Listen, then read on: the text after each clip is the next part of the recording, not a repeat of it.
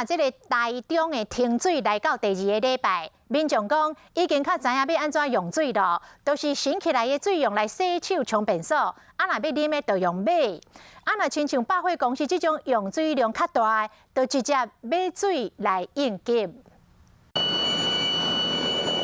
4、5台230栋的水车驶入去百货公司的停车场。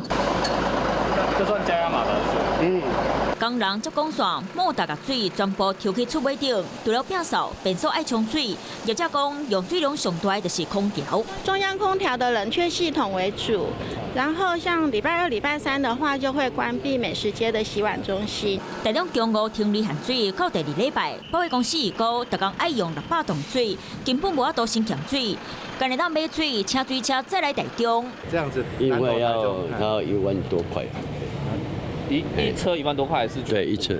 那做生意的，一般民众嘛爱用水，为着大家会当储水，水到水公司的水车，下只就赶来去供水站补水。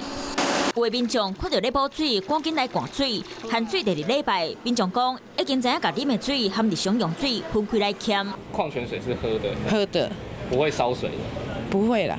虽望民众已经惯习这个生活，不过过1礼拜就要限水2天，嘛是感觉真麻烦。希望天公伯啊紧落雨，才能解决无水的问题。